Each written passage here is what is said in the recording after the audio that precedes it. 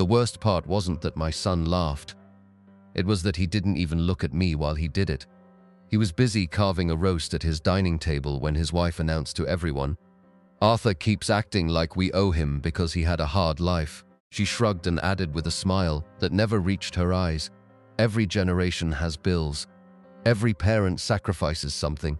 That's literally called raising your own children." My son Daniel burst out laughing so hard he nearly dropped the carving knife. "She's right, Dad. You still talk like surviving the 80s makes you special."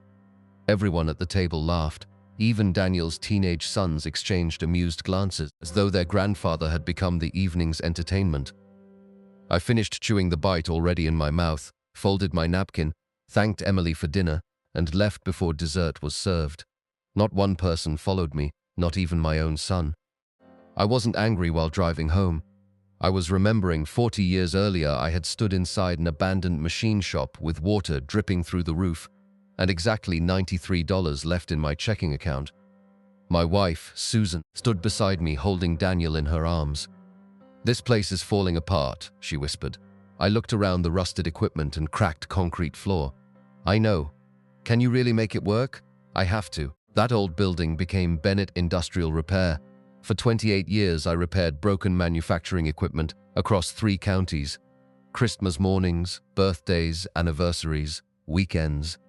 Machines didn't care about holidays. When factories shut down, they called me. If I didn't answer, my competitors would. I missed Daniel's first baseball championship because I spent 16 straight hours replacing a failed hydraulic press. I missed Susan's birthday because a paper mill caught fire. The only vacation our family ever planned ended after 12 hours because a food processing plant offered triple pay if I'd drive through the night. Suzanne never complained. She simply told Daniel his father was making sure the lights stayed on. He believed her. When Daniel was accepted into one of the best engineering schools in the state, the tuition was far beyond anything we could afford. The bank rejected my loan application twice, so I mortgaged the machine shop. Then I sold every investment account Susan and I had built over 25 years. When that still wasn't enough, I quietly sold the restored 1968 Mustang I'd spent nearly 15 years rebuilding. Daniel cried when he saw it leave. He thought I'd simply grown tired of it. I told him cars were replaceable, dreams weren't. He hugged me and promised that one day he'd pay me back. I told him there would never be anything to repay. Looking back, that might have been the biggest mistake I ever made. After Susan passed away from cancer, I stepped away from the business. Daniel insisted I deserved to rest. He and his wife Emily encouraged me to sell Bennett Industrial Repair while the market was strong.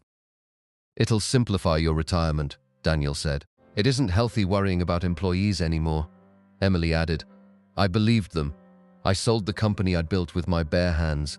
The money wasn't life-changing. Most of it went into conservative investments that generated enough income for a comfortable retirement. I never imagined that after the business disappeared, so would my value in their eyes. 3 weeks after that humiliating dinner, Daniel invited me to his house again. "I think we should clear the air," he said over the phone. "I'd like that." When I arrived, Emily greeted me with coffee and a smile so warm it almost erased what had happened. Almost. After a few minutes of small talk, she leaned back in her chair. "You know why people roll their eyes when you tell those sacrifice stories?" I looked at her quietly. "Because every parent struggles." She stirred her coffee. "My dad worked overtime. My mom skipped vacations. My aunt worked 2 jobs. Then she smiled. You skipped a few meals." She actually laughed, as if that's supposed to make you extraordinary. Daniel nodded without hesitation. "Dad, honestly, you've been living off that story for years." Neither of them noticed that I hadn't defended myself.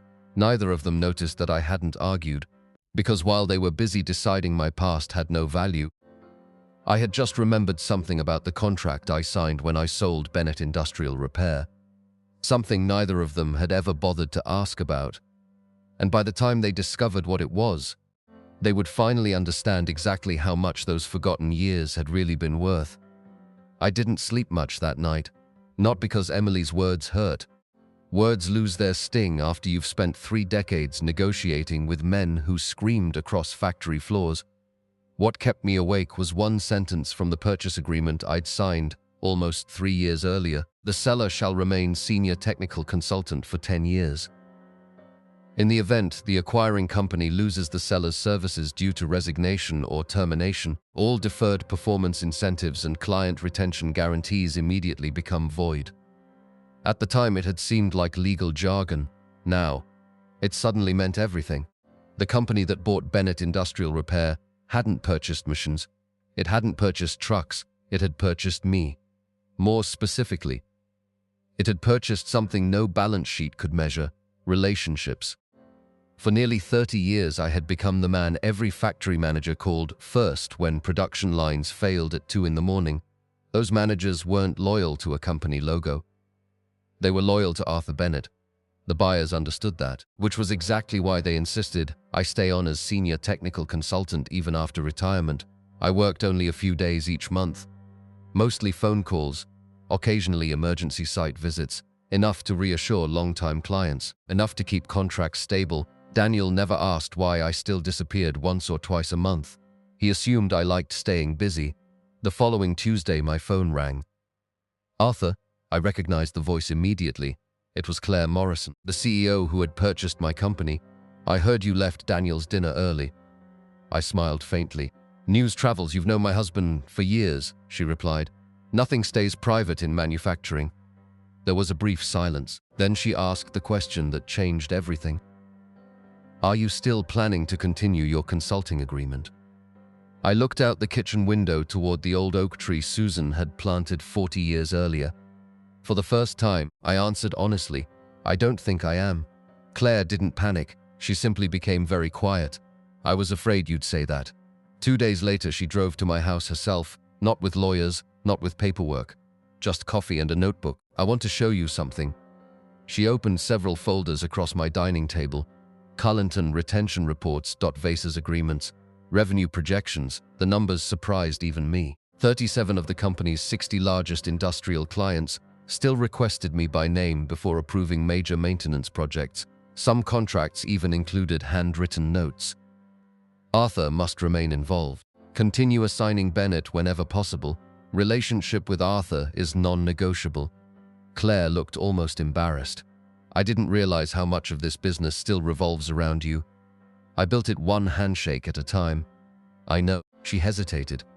"If you leave," she slid one final document toward me. The heading read, "Deferred Performance Liability Estimate." He stared at the figure $18.6 million. "If client confidence drops below the retention threshold," Claire explained quietly, "our investors lose the deferred incentive package." I looked up. "So that's why the contract was written?" "Yes, but that's not why I'm here." She closed the folder. "I'm here because I'd rather lose $18 million than lose your respect." For the first time since Susan died, someone had spoken to me like my experience still mattered. Not my money, not my investments.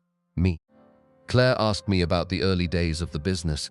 She wanted to know why customers trusted us. She wrote notes while I talked about honesty, showing up at midnight without complaining, refusing to overcharge struggling factories, and fixing machines others said couldn't be repaired. When she finally stood to leave, she smiled.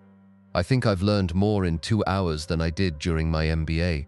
That evening, Daniel called. "Dad, yes?" "I heard Claire visited you." "She did. What did she want? To talk?" There was another silence, then he laughed. "You know, don't let that go to your head. I'm not good, because you're retired now. You've already had your time." After hanging up, I sat perfectly still, not because his words hurt, but because they confirmed something I had been unwilling to admit. My son truly believed my usefulness had expired. He had no idea that before the month was over, nearly every major manufacturer in 3 counties would be forced to decide whether they trusted a company or the old man they had laughed at over Sunday dinner. The first factory to call wasn't the biggest, it was the oldest. Morrison Steel had been my customer for 26 years. Their maintenance director, Frank Donnelly, sounded unusually serious. "Arthur, Claire told me you might be stepping away. I haven't made a final announcement. I hope you don't." I smiled. "You've got good engineers now." "We do. But when our blast furnace shut down in 2014, he laughed softly. "Every consultant told us we'd be offline for a week. I remember you had it running before sunrise." We spoke for another 20 minutes before hanging up, Frank said something that stayed with me. Companies earn contracts. People earn trust. By the end of that week, 7 different plant managers had called. None of them wanted discounts. None of them wanted new pricing. Every conversation ended with the same question. Arthur, are you really leaving? News traveled faster through industrial circles than gossip ever could. Claire hadn't told anyone. They had figured it out themselves. The following Monday she returned. This time she looked exhausted. I need your advice. What happened? She placed a stack of cancellation notices across my table. 3 long-term clients had paused expansion agreements. Another delayed renewing a 5-year maintenance contract. None of them mentioned prices.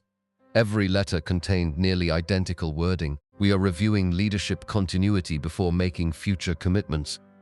Claire rubbed her forehead. They're waiting to see what you do. I never asked anyone to I know, and that's exactly why they're doing it. A week later, she invited me to attend the company's annual client conference. I'd rather you saw this yourself. I agreed. Walking into the conference hall felt strangely familiar. Many of the faces had grown older alongside mine. Gray hair, reading glasses, grandchildren instead of toddlers. Yet nearly every person stopped to shake my hand before speaking to anyone else. Arthur, you haven't changed. I still tell new hires about that emergency shutdown. You remember my grandson? For nearly 2 hours, I barely sat down. Claire quietly observed from across the room. She wasn't watching me. She was watching everyone else, watching where their respect naturally flowed. Then came the keynote presentation. Claire stepped onto the stage. Instead of talking about profits or expansion, she surprised everyone. I'd like to recognize someone whose name rarely appears in our advertising. The ballroom grew quiet. She looked directly toward me. When we purchased Bennett Industrial Repair, we believed we were buying an excellent business. She smiled. We were wrong. We bought something much rarer, a reputation. The room applauded. I felt uncomfortable. Recognition had never interested me. Claire continued. Every major client we've retained over the past 3 years has mentioned one person. She paused. Arthur Bennett. Another round of applause followed. Then she invited me onto the stage. I almost refused. But something made me stand. I spoke for less than 5 minutes. No speech, no prepared notes. Just one sentence. If people trust your handshake more than your signature, you'll never have to chase success. The audience stood, not because it was clever, because every person in that room knew exactly what it had cost to live that way. Someone else was watching Daniel. He had attended because Claire invited several former family members connected to the company's history. He stared as executives, factory owners, and investors lined up to shake my hand. His smile slowly disappeared. After the conference ended, he hurried toward Claire. I wasn't close enough to hear everything, but I caught enough. Dad never told me any of this. Claire answered calmly. He never talks about himself. Daniel frowned. I thought he just consulted occasionally. Claire looked genuinely surprised. You thought 37 industrial companies requested him by accident. Daniel said nothing. Then Claire added one final sentence. You've always known Arthur as your father. I've known him as the reason this company still exists. That evening my phone rang again. It was Daniel. His voice sounded different, less confident. Dad, yes? Can we have dinner tomorrow? I already have plans. Oh, maybe later this week? I'll let you know. He hesitated. I think there are some things I never understood. I looked at Susan's photograph resting on the bookshelf. For years I had believed my greatest gift to my son had been protecting him from hardship. Now I realized. By hiding every sacrifice, I had also hidden every lesson. And before Daniel could ask for my forgiveness, there was one final truth about Bennett Industrial Repair he still hadn't discovered. A truth that would determine whether the company, and his own future, would survive at all. 3 days later, Claire called me into the company's headquarters. Not for another ceremony, not for another speech. This meeting included every member of the board. When I walked into the conference room, 12 executives stood to shake my hand. Claire pointed toward the seat beside her. I'd like you here. One of the directors smiled. We've spent months trying to understand why clients stay so loyal. Another laughed quietly. The answer has apparently been sitting in your kitchen drinking black coffee. The room relaxed. Then Claire slid a thick folder across the table. We've made a decision. Inside was a proposal. They wanted me to become chairman emeritus. No daily responsibilities, no exhausting travel, only one purpose: to mentor the next generation of engineers and protect the company's culture. They also wanted to name their new apprentice scholarship after Susan Bennett, the woman who had quietly stood beside me while I built the business. So, for several seconds, I couldn't speak, not because of the title, because someone besides me still remembered Susan. I accepted not for myself, for her. News spread through the manufacturing community within days. Trade magazines covered the announcement. Local newspapers published interviews. Young engineers began applying for the Susan Bennett Scholarship. Former employees I hadn't spoken to in years started sending handwritten letters. One simply read, "You taught me that fixing machines is easy. Keeping your word is the hard part." I folded that letter carefully and placed it beside Susan's photograph. Daniel kept calling every day. I didn't ignore him. I simply wasn't ready. Finally, nearly a month after that dinner, I invited him to meet me at the old machine shop. The original brick building still stood. The buyers had preserved it as part of the company's history. Daniel walked inside slowly. "I haven't been here in years." "I know." Dust floated through the afternoon sunlight. The old workbench was still there. The same vise, the same steel cabinets, the same clock that had stopped years ago. I unlocked a dented metal locker.